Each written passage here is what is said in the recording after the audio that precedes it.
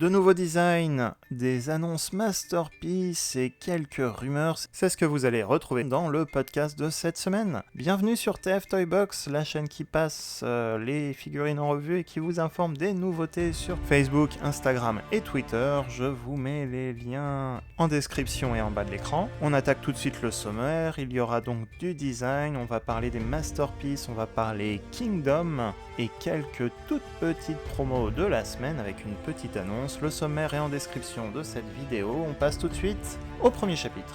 Comme toutes les semaines maintenant, Ken Christiansen partage un nouveau personnage, des croquis de personnages qu'il a réalisé pour Hasbro sur son compte Twitter. Aujourd'hui, c'est Optimus Primal qu'on va voir en revue, donc des dessins de l'avant, de profil, de l'arrière et aussi du mode animal qui ont été partagés cette semaine.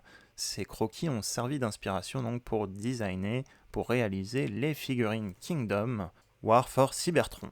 Autre annonce du côté du Japon avec Takara, il y aurait deux masterpieces toujours en phase de conception, un masterpiece Skyfire, donc Jetfire, il serait beaucoup plus grand que la normale, et également Takara avait déjà parlé d'un masterpiece de Raiden, un combiner de 6 trains qui pourrait s'assembler pour former le combiner Raiden, personnage exclusif de la série Headmasters de 1987. D'après la rumeur, ce serait donc un masterpiece avec les technologies et constructions masterpiece, mais qui ferait la taille d'un combiner de type Combiner Wars Génération, donc il serait à l'échelle des autres figurines.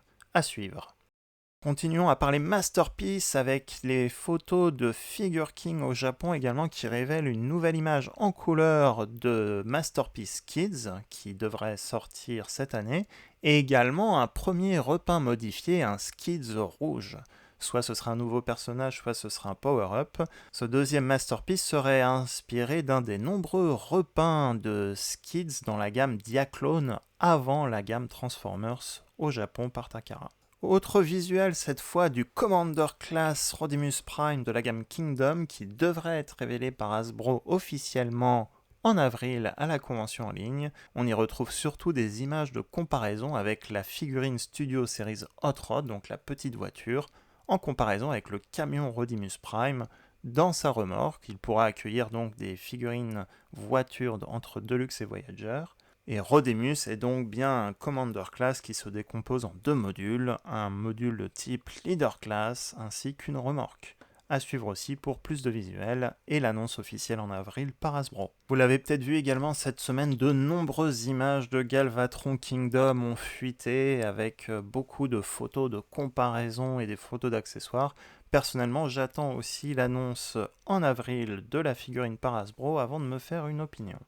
En revanche, la surprise de la semaine avec aucun visuel mais juste des noms cette fois est la découverte dans le système d'Amazon de deux précommandes de Deluxe Kingdom, un Golden Disc Collection Terrorzor et Ranger Puffer. Alors Terrorzor était très attendu parce qu'il faisait partie du casting principal de Beast Wars et était un des Predacons oubliés de la gamme Kingdom, donc visiblement Hasbro a quand même prévu quelque chose pour lui. Si le listing est avéré, ce Predacon se transformait en ptérodactyle et faisait partie de l'équipage du Darkseid, donc les premiers Predacons à débarquer dans la série Beast Wars.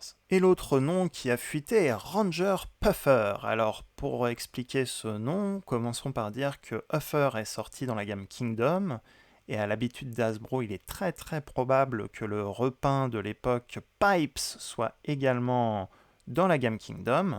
Et lorsqu'on fusionne le nom Uffer et Pipes, ça fait Puffer. Et Puffer est le surnom d'une exclusivité européenne dans les années 80 d'un Uffer peint en bleu.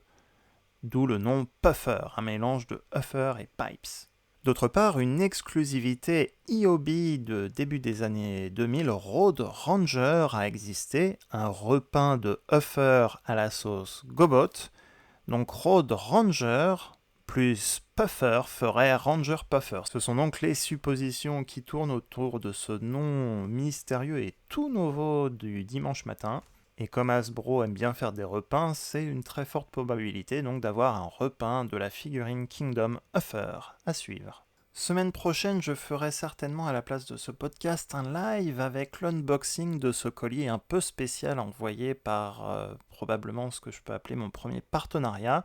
Ce seront des produits Transformers que vous connaissez déjà, mais ce sera aussi l'occasion pour vous d'apprendre des informations sur des potentielles sorties en France. Encore une fois, sur des produits qui sont connus, mais certaines exclusivités sortiront en France et j'aurai peut-être un peu plus d'infos d'ici la semaine prochaine. Et d'autre part, ce sera peut-être aussi l'occasion pour vous de poser certaines questions à suivre.